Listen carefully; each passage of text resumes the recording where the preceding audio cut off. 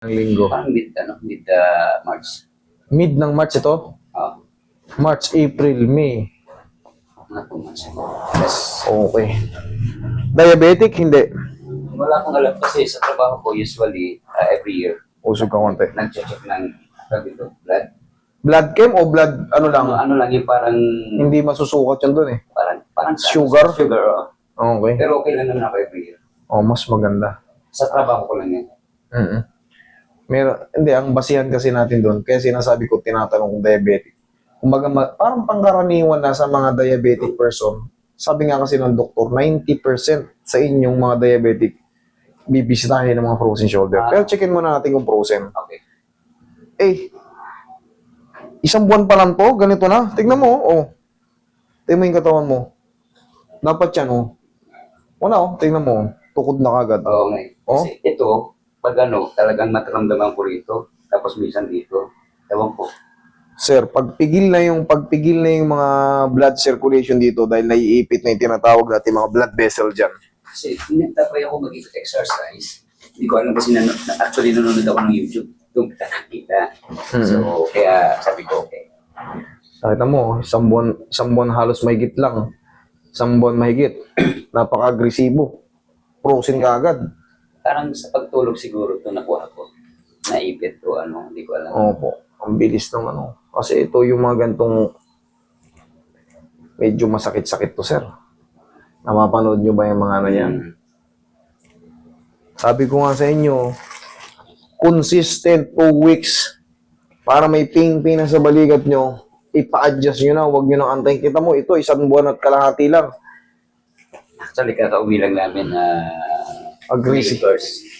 Kakauwi nyo lang. Canada. Okay. Sa bagay, walang walang nag-a-adjust nun. May mga therapist doon. Chiropractors. Kaya nandito na Hindi nyo pina-adjust, Kasi, okay yun. Basta yung mga pa lang. Gaya nga ng sabi ko, pagka nakakaramdam kayo ng, parang, palagi nang ngawit yung ko 1 linggo na, 2 linggo na, consistent. Palaging ganun. Ipa-adjust nyo na yan. Maniwala kayo sa akin. Mauuwi yan sa Kaya tulad dito, ang bilis ng ang bilis ng pangyayari. Frozen ka agad. Hindi ka agad maangat. Mas masakit din kasi i-adjust yung ganyan. Kaysa inaangat pa na masakit. Mas madaling ayusin. Pero ito, okay mag-alala. Maayos din naman yan. Yun nga lang, pag dosahan nyo muna yung adjustment, kaya relax lang.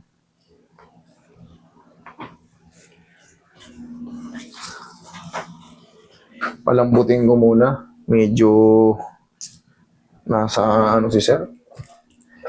Nasa severe moment.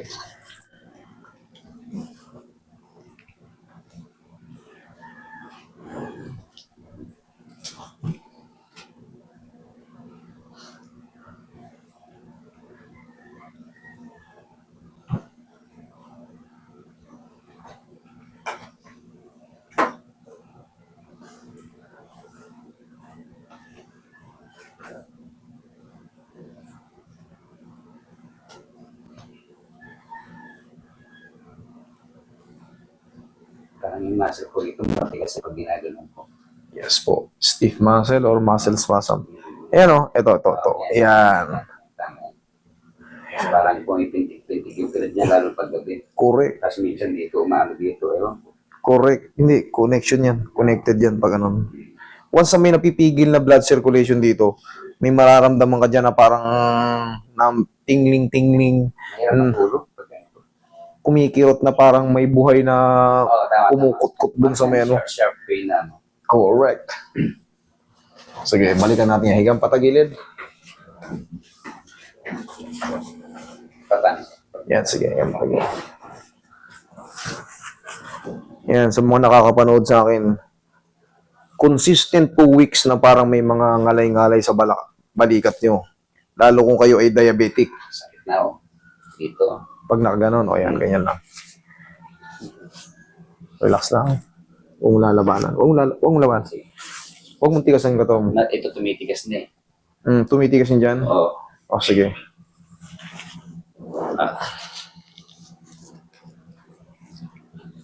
Lambutan mo lang katawan mo.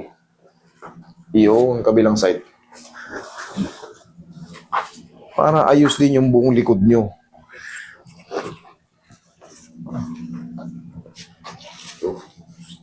Relax lang. Lambutan mo lang katawan mo. Yan, okay, dapa.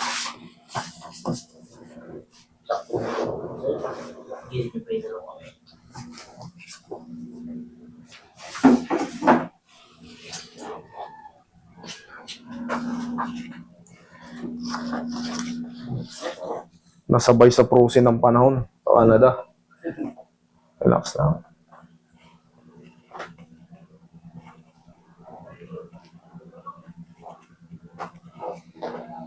Nasabay, relax lang.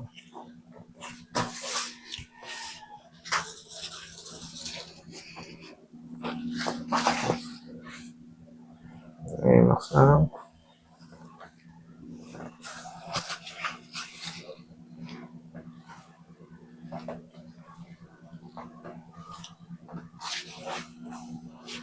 Okay, lambutan mo lang. Last na to.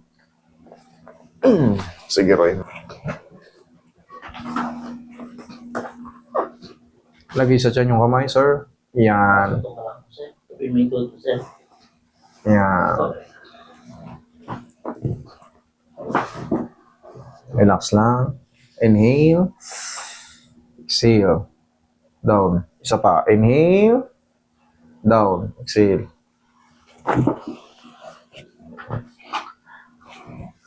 Sir, ang mangyayari sa adjustment natin ng yung unang session mo, yung sinasabi mong yung parang shooting pain, yung parang sharp pain na sinasabi mo, yan. Yan ang unang-unang mawawala. Tapos parang, syempre, pag wala na yung pain, kahit pa paano, lalakas na yung movement niya. Kasi hindi natin yan pinupuwersa ng kasi very tight yung yan. Pag pininit natin i-pull stretch yan, mararapture po yung mga tendons yan. So, gradually, ganyan-ganyan yan. Kung gusto niyo magpa-second session, walang problema. 3 weeks, bumalik kayo kung hindi pa siya talagang totally nakakano. Wala na ako dito. Kasi like, Sabihin na natin, hindi kayo makabalik. Yung ituturo ko sa inyo, yun lang. Tapos, katulad yan, may video. Roy, halika dito. Ganituhin mo ako. Yan o. Tignan mo yung position na yan. Ayan o. Ganun lang. Ganun mo. Hindi man kailangan malakas. Tuturo ko sa'yo ganito. Ayan, naka-record naman eh. Kunyari, punta ka sa likod niya, nasa upuan siya. Ganituhin mo lang. Oh. Hindi kailangan malakas ha. Ganyan mo lang. Pansin mo sir, may gumalaw. Hindi mo pwede try ngayon. Ito try ko na ngayon. Pero kung baga, dito ko na tinry sa kasi syempre malaki siya eh. Baka mamaya lakasan niya eh. Baka mamaya ganunin niya eh. Wag. Pinatry ko na dun sa isang anak ko nung kaya. Pero ito, aangat ko muna. Okay, relax lang. Kasi medyo may pain to eh. Lambutan mo lang ako, lalabanan na. Oo, yun. Okay. Yes. Okay? Sige, relax lang.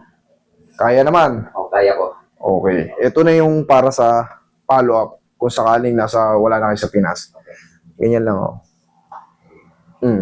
Okay? Ganun lang. Hindi siya masyadong malakas. Hindi rin siya sobrang hina. Mararamdaman nyo na parang na ganun lang. Yun lang ang follow-up niyan.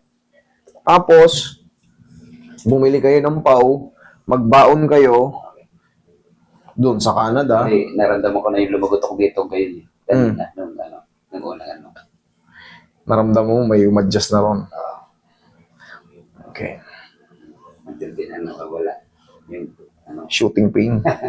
Dire-diretso na yan. Sabi nga sa inyo, hindi natin to basta-basta pinipuwersa. Kasi, itong treatment dito, pag nagkamali ka, mapupunit yung Sa tagal ko nagaganito, siyempre, may nakakabisado natin yung mga kinakalabasan ng adjustment, kung siyempre nanonood din ako sa ibang Tapos yung mga lumalapit sa akin dito, ay dudulog nila, master, ganitong ginawa sa akin. Eto, paglabas sa MRI, punit yung mga tendons, ligaments, ayokong mangyari yun. Yung galing kayo rito, tapos magpapa-MRI kayo, punit-punit yung mga tendons nyo, rupture. Hindi po pwede. Kaya hanggat maaari, ini-explain ko sa inyo, lalo pag kayo adhesive capsulitis yung ganyan, hindi yan basta-basta binibinat ng malakas. Unti-unti talaga. Para makakabalik siya. ng 100% na maayos pa. Hindi mangninitis to, hindi mamamaga yung mga ganito nyo. Kasi dati, nung bago to, dito may naramdaman ako tapos dito. Yes, connected po yan eh. Parang, Connected parang po. ano siya, parang, ewan ko, parang nawala naman yung ano, tapos kaya lang ito talaga masyadong Pag ganyan, no? masikip to. Ayan, tight. Tight muscle. Tight dito, tapos may inflammation sa loob. Once na matabig ng kunyari, nadiinan mo. Grabe mo. Pag matutulog ako, kaunti lang. Pero ngayon, iba na yan. Kahit idiinan mo. Diinan mo. Higa ka. Higa kang patagilid. Wala. Sabi ko sa'yo. Okay? Upo. Ngayon, hindi pa to perfect na maangat. Upo kang pa ganun. Hindi pa yan talaga siya perfect maangat kasi tight pa nga yan.